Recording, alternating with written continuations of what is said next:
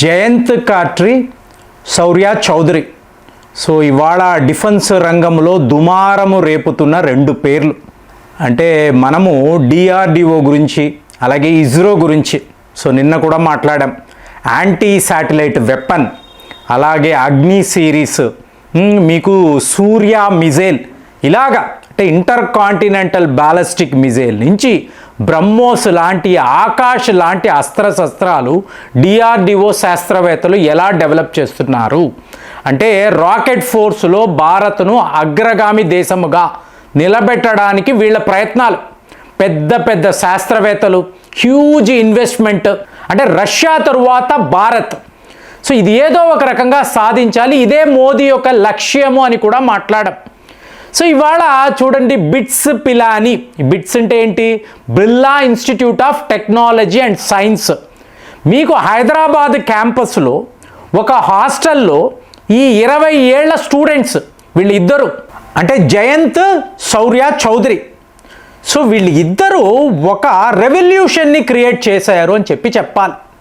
ఎందుకంటే కామాకాజ్ డ్రోన్స్ నుంచి conventional drones వరకు కూడా వీళ్ళు తమ హాస్టల్ గదిలో కూర్చొని మీకు అహర్నిశలు 24/7 వర్క్ చేసి ఒక అద్భుతమైన డ్రోన్ సిస్టమ్ని వీళ్ళు తయారు చేశారు.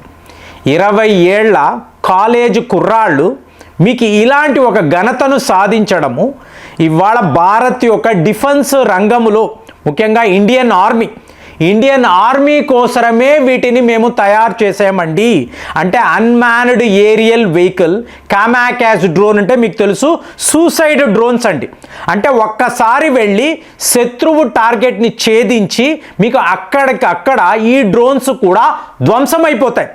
కానీ ఏంటి, 300 km/h వేగముతో వెళ్ళి ఇది శత్రువు యొక్క టార్గెట్ను ఛేదించగలదు. మీకు రాడార్ ఇవేడింగ్ డ్రోన్స్ అని చెప్తున్నారు. సో ఇప్పుడు వీళ్ళని అడిగినప్పుడు వీళ్ళు ఏం చెప్తున్నారంటే, ఇవాళ వరకు ఇండియన్ ఆర్మీతో సహా మనము చైనా డ్రోన్స్నే కొని వాడుతున్నామండి. అందులో చిన్న చితక మార్పులు చేశాము, కానీ మీకు ఆ ప్రోటోటైప్ మాత్రం చైనా వాళ్ళదే కదా. సో మేక్ ఇన్ ఇండియా ఉండాలి. ఈ స్థాయిలో మన రాకెట్ ఫోర్స్ ఉన్నప్పుడు రేపు మోడర్న్ వార్ఫేర్ అంటే డ్రోన్లే కదా. రష్యా వాళ్ళైతే ఏకంగా డ్రోన్ సిటీని నిర్మిస్తున్నారు. మరి వాళ్ళకన్నా ఇంకొక అతిపెద్ద డ్రోన్ సిటీని మనము తయారు చెయ్యాలి. చూడండి, 20 ఏళ్ల స్టూడెంట్స్ యొక్క కలలు. అంటే వీళ్ళు అపోలియాన్ డైనామిక్స్ అని ఒక సంస్థను పెట్టి ఎక్కడెక్కడో డెమోస్ ఇచ్చి ఇవాళ ఫైనల్గా మాకు చాలా ఆర్డర్స్ వస్తున్నాయండి, మాకు టైం లేదు, మేము ఒక ఫ్యాక్టరీ పెట్టాలి, చాలా ఎక్కువ డ్రోన్స్ తయారు చేయాలని ఈ శౌర్య చౌదరి ఇతను మాట్లాడడము చాలా ఆశ్చర్యంగా ఉంది. కానీ వీళ్ళు మాత్రము చాలా పెద్ద పని చేశారు. ఎందుకంటే ఇవాళ డ్రోన్ టెక్నాలజీ అన్నప్పుడు టర్కీ లాంటి ఒక ఆర్డినరీ కంట్రీస్ కూడా మా వద్ద బైరెక్టర్ డ్రోన్లు ఉన్నాయి, ఇంకా పెద్ద పెద్ద డ్రోన్స్ మేము తయారు ఇవన్నీ మాట్లాడుతున్నారు.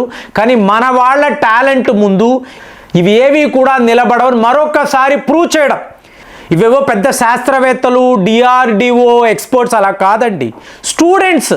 అంటే మన స్టూడెంట్స్లోనే ఇంత సత్తా ఉన్నప్పుడు వీళ్ళు ఎదిగితే వీళ్ళు డ్రోన్ టెక్నాలజీలో ఎలాంటి విప్లవాన్ని తీసుకురాగలరు. సో ఇవాళ ప్రపంచమంతా మీకు ఇంటర్నేషనల్ మీడియా కూడా ఈ యువకుల గురించి, ఈ స్టూడెంట్స్ గురించి మాట్లాడుతున్నారు. సో ఇప్పుడు ఈ హైదరాబాద్ క్యాంపస్లో ఈ ఐడియా ఎలా వచ్చింది అంటే, మేక్ ఇన్ ఇండియా ప్రాజెక్ట్. ఒక్కసారి ప్రాజెక్ట్ అప్రూవల్ అయితే మాకు కావలసిన ఇన్వెస్ట్మెంట్ అనేది ప్రభుత్వం వైపు నుంచే రావచ్చు. దీని గురించి వీళ్ళు ఏం చేశారు, కాశ్మీర్ అలాగే రాజస్థాన్ చూడండి, మంచు కొండలు, మీకు రగ్గడ్ టెరైన్ అన్నప్పుడు లడాక్, ఇంకొక వైపు ఏంటి పెద్ద పెద్ద కొండలు, అడవులు, మీకు ఇటువైపు చూస్తే ఎడారి, అరుణాచల్ ప్రదేశ్.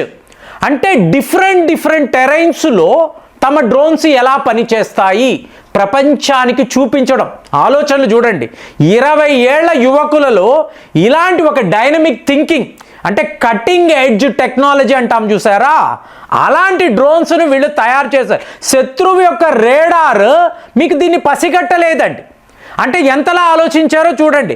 పెద్ద పెద్ద శాస్త్రవేత్తలు ఆలోచించే రేంజ్లో వీళ్ళు ఈ అన్మాన్డ్ ఏరియల్ వెహికల్స్ గురించి ఆలోచించి ఎన్నో రోజులు అనడానికి కూడా లేదు, కొంతమంది 2 నెలల్లోనే రెడీ చేశారండి, కొంతమంది 3 నెలల్లో. అంటే 3 నెలల్లో మీరు ఒక డ్రోన్ సిస్టమ్ని, ఒక డ్రోన్ టెక్నాలజీని తయారు చేయడం అంటే మీ కెపాసిటీ ఏంటి, మీ తెలివితేటలు ఏంటి, మీకు ఈ పరిజ్ఞానం ఏంటి? సో చాలా అద్భుతంగా అనిపించింది. చెన్నై ఐఐటి స్టూడెంట్స్ కూడా సరిగ్గా స్వామ్ డ్రోన్స్ అని అంటాం చూసారా, పిచ్చుకలలాగా ఎగిరే స్వామ్ డ్రోన్స్, వాటి మీద పరిశోధనలు చేసి భారత్ యొక్క ఆర్మీకి ఒక ప్రజెంటేషన్ ఇచ్చారు.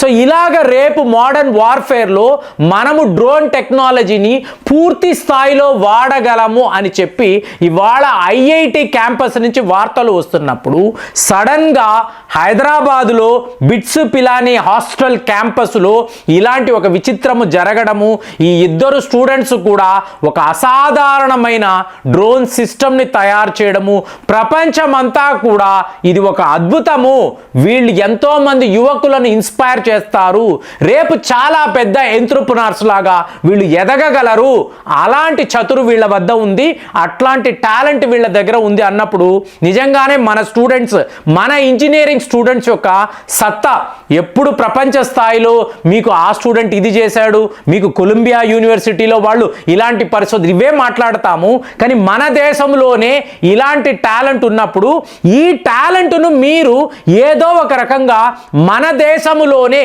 ఇక్కడే, అంటే దీన్ని మీరు ఒక స్టార్టప్ అనొచ్చు, లేదా ప్రభుత్వమే వీళ్ళకి ఇన్వెస్ట్మెంట్స్ ఇచ్చి చెయ్యండి, మా డిఫెన్స్ రంగంలో మీరు కూడా పార్ట్నర్షిప్ తీసుకోండి. ఎందుకంటే ఇప్పుడు ఇది బిర్లా గ్రూప్ కదండి, సో బిర్లా స్టూడెంట్స్ ఈ పని చేశారు, టాటా సిస్టమ్స్ వాళ్ళు ఎన్నో మీకు డిఫెన్స్ రంగంలో కొత్త ఆయుధాలను తీసుకొస్తున్నారు, మహేంద్ర వాళ్ళు ఉన్నారు, ఎల్ఎన్టీ వాళ్ళు, ఇలాగ దిగ్గజ సంస్థలు ఉన్నప్పుడు వీళ్ళని ఎక్కడో ఏ అమెరికాకో లేదా ఏదో ఒక యూరోప్ దేశానికో తరిమి వేసే పని అనేది, తరిమి వేసి ఎందుకంటున్నానంటే యువ టాలెంట్ను ప్రొక్యూర్ చేసుకోవడం, మన వద్దే ఉంచుకోవడము అనేది ఆ దేశానికి చాలా ముఖ్యమండి.